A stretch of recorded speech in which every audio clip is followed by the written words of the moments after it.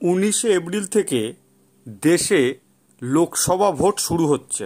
18তম Lok Sabha vote শুরু হচ্ছে 19শে April থেকে, চলবে 1 জুন পর্যন্ত।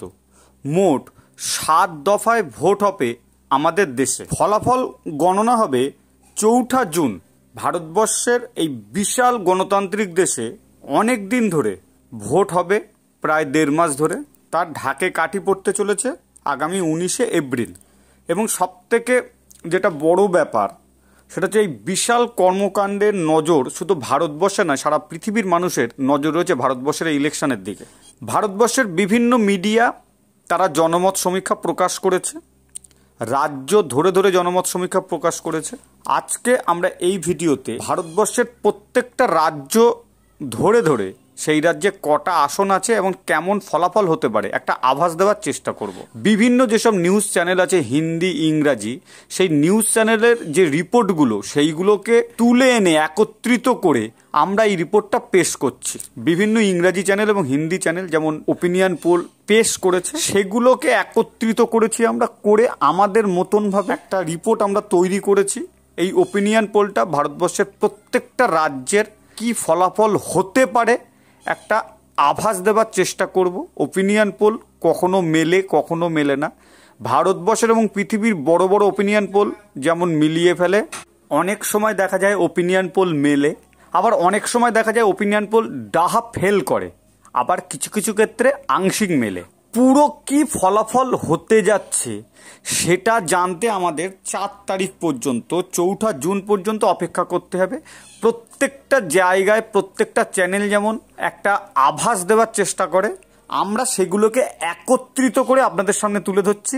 আপনারা এই ওপিনিয়ন পোলের সাথে একমত হতেও পারেন, নাও পারেন। আপনারা কি ভাবছেন সেটা অবশ্যই কমেন্টসে লিখে দেবেন। কোন জায়গায় আপনাদের মনে হলো ঠিক হয়েছে, কোন জায়গায় মনে হলো ভুল হয়েছে, আপনারা কি ভাবছেন অবশ্যই লিখে দেবেন। পুরো ভিডিওটা একদম শেষ পর্যন্ত দেখতে থাকুন। আমরা রাজ্য ধরে ধরে ওপিনিয়ন পোল আপনাদের সামনে নিয়ে আসছি। নমস্কার বন্ধুরা, বিএন বাংলা গোল্ডে আপনাকে স্বাগত। আপনি যদি নতুন হন আমাদের চ্যানেলে, অবশ্যই চ্যানেলটা সাবস্ক্রাইব করে নিচের বেল আইকনটা প্রেস করতে ভুলবেন না। আমরা এই চ্যানেলে রাজনৈতিক ভিডিও থেকে এবং তার বিশ্লেষণ করি। তো আজকে আমরা দেশের যে 543খানা আসন আছে, সেই 543খানা আসনের একটা ওপিনিয়ন পোল আপনাদের সামনে তুলে ধরছি। প্রথমেই আমরা যেটা বলবো সেটা হচ্ছে মহারাষ্ট্র 48খানা এখানে আসন আছে। লোকসভার আসন হচ্ছে 48খানা মহারাষ্ট্রে এনডিএ জোট পেতে পারে 30খানা আসন, আর ইন্ডিয়া জোট পেতে পারে 18খানা আসন, আদার্স 0। এখানে কিন্তু এনডিএ খুব ভালো ফলাফল করবে বলে মনে করা হচ্ছে। এরপরে চলে যাব রাজস্থানে 25খানা লোকসভা কেন্দ্র আছে। 25খানার মধ্যে কিন্তু যেটা মনে হচ্ছে 25টাই এনডিএ পেতে পারে, মানে নীল করে দিতে পারে, একদম বিরোধী শূন্য হতে। আমরা যেটা বলছি এনডিএ 24টা পেতে পারে, আর এনডিএ 24টা, আর ইন্ডিয়া জোট পেতে পারে 1টা। ইন্ডিয়া জোট পেতে পারে 1টা। আমরা বলছি তাহলে 24 একে 25। এরপর চলে যাব পাঞ্জাবে 13টা আসন আছে। এখানে কিন্তু এনডিএ খুব ভালো ফলাফল করবে না, কারণ এনডিএর শক্তি খুবই খারাপ পাঞ্জাবে। ওখানে আছে আপ, ক্ষমতায় আছে এই মুহূর্তে। পাঞ্জাবে 2টো পেতে পারে এনডিএ, আর ইন্ডিয়া জোট 9খানা পেতে পারে, আদার্স 2টো আসন ওখান থেকে বেরোতে পারে। তাহলে মোট 11খানা আসন। ইন্ডিয়া জোট কিন্তু আপের সাথে কংগ্রেস ওখানে যুক্ত হয়েছে, ভালো ফলাফল করবে পাঞ্জাবে। এরপর হচ্ছে তামিলনাড়ুতে 39টা আসন আছে। 39টা আসনের মধ্যে এনডিএ কিন্তু এখানেও খুব ভালো ফলাফল করবে না, এনডিএর এখানে শক্তি খুব একটা নেই। ইদানিংকালে শক্তি বেড়েছে, দল ভেঙে বিজেপিতে যুক্ত হয়েছে।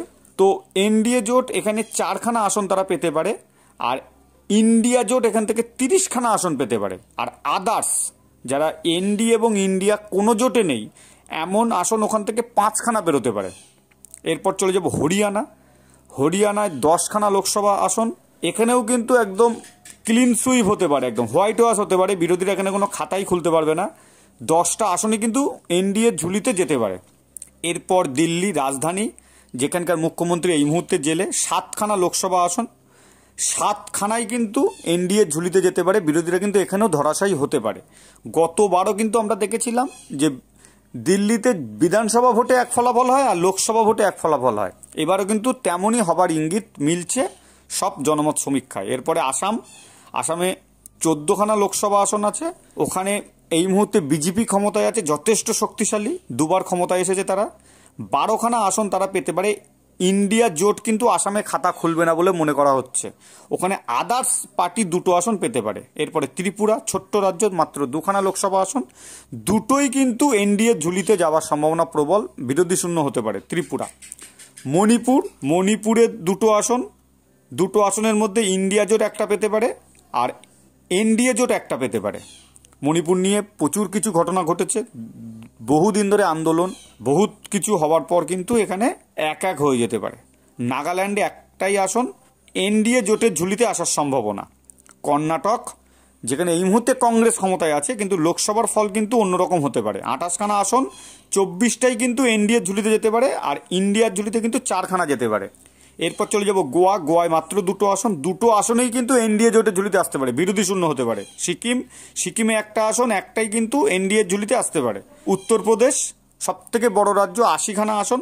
পশ্চিমবঙ্গে যেমন 7 দফায় নির্বাচন হবে, উত্তরপ্রদেশেও তেমন 7 দফায় নির্বাচন হবে, প্রথম থেকে একদম শেষ পর্যন্ত। 80টার মধ্যে কিন্তু এখানে বিজেপি ক্ষমতায় আছে, যথেষ্ট শক্তিশালী। 76খানা আসন পেতে পারে এনডিএ।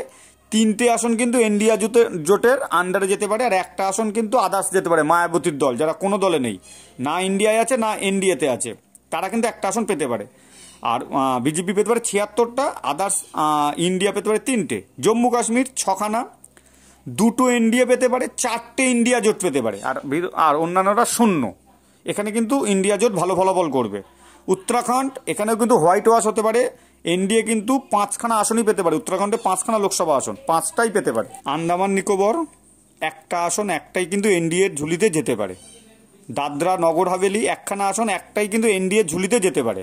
মেঘালয় 2টো আসন, দুটোই এনডিএর ঝুলিতে যেতে পারে, বিরোধীরা শূন্য। কেরালায় 20টা আসন, এখানে কিন্তু এনডিএর অবস্থা খুব খারাপ, 1খানা আসন তারা পেতে পারে। আর কংগ্রেস এবং সিপিএম এরাই কিন্তু পেতে পারে বাকি 19টা আসন। ইউডিএফ 14টা পেতে পারে আর এলডিএফ 5টা পেতে পারে। এলডিএফ হচ্ছে বামফ্রন্টের দল জোট আর কংগ্রেসের হচ্ছে ইউডিএফ। এখানে শক্তিশালী কিন্তু ইন্ডিয়া। অন্ধ্রপ্রদেশ 25টা আসন, 25টার মধ্যে 17খানা এনডিএর ঝুলিতে যেতে পারে আর 1খানা যেতে পারে ইন্ডিয়ার ঝুলিতে, 7খানা যেতে পারে ওখানকার আঞ্চলিক দল ওআইএস আর সিপি, এই দলটার ঝুলিতে কিন্তু 7খানা যেতে পারে।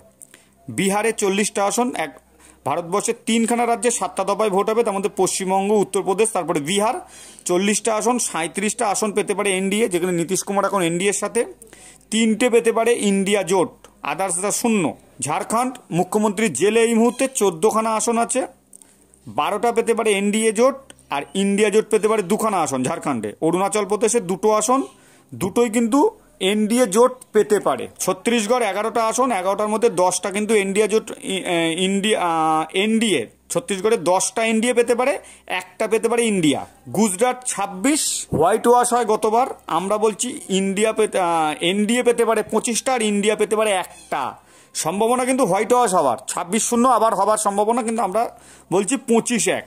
লাক্ষাদ্বীপ একটাই কিন্তু এনডিএ পেতে পারে। মধ্যপ্রদেশে 29টা আসন, 28টা পেতে পারে এনডিএ, ইন্ডিয়া জোট পেতে পারে একটা মধ্যপ্রদেশে। পশ্চিমবঙ্গ 42টা আসন, 42টার মধ্যে 22খানা পেতে পারে এনডিএ, গতবার পেয়েছিল 18টা।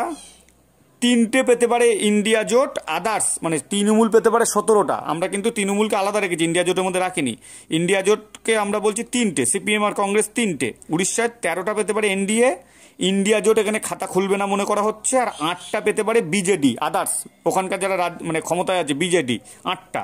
ভালো ফলাফল করবে কিন্তু এনডিএ উড়িষ্যায়। তেলেঙ্গানা 17টা আসনের মধ্যে 7টা পেতে পারে এনডিএ আর ইন্ডিয়া জোট পেতে পারে 7টা আর আদার্স পেতে পারে 3টে। বিআরএস বা মিম এরা 3টে আসন পেতে পারে। পুদুচেরি একটা আসন, একটাই পেতে পারে এনডিএ জোট। মিজোরামে একটা আসন, সেটাও কিন্তু এনডিএ জোট পেতে পারে। আর লাস্ট যেটা বলবো, হিমাচল প্রদেশ 4খানা আসন, 4খানা আসনের মধ্যে 4টেই কিন্তু এনডিএ জোট পেতে পারে, হোয়াইট ওয়াশ হতে পারে বিরোধীরা। তাহলে মোট যেটা দাঁড়াচ্ছে 388টা আসন মতন এনডিএ পেতে পারে। 400 তাদের টার্গেট, হয়তো 400 পূরণ হবে না, তার নিচেই তাদের থামতে হবে। ইন্ডিয়া জোট পেতে পারে 108খানা আসন, তাদেরও এবারও স্বপ্ন থেকে যাবে। মনে করা হচ্ছে যে ক্ষমতায় আসা, আবারও এনডিএ হই হই করে ক্ষমতায় আসছে, কিন্তু তাদের যে টার্গেট আছে 400, সেটা হয়তো তার নিচে নামতে হতে পারে তাদের, সেই 400 হয়তো নাও ছোঁয়া হতে পারে। আদার্স যেটা পাবে যারা কোনো জোটে নেই 45টা। NDA 388, India 108, others 45। আপনার মতামত জানান, কোন কোন রাজ্যে আপনি সহমত হলেন আমাদের ওপিনিয়ন পোলের সাথে, আর কোন কোন জায়গায় আপনি সহমত হলেন না অবশ্যই কমেন্টস করুন। ভিডিও ভালো লাগলে লাইক করবেন। ধন্যবাদ। আমরা নতুন ভিডিও দেখাবে খুব তাদের সাথে থাকবেন।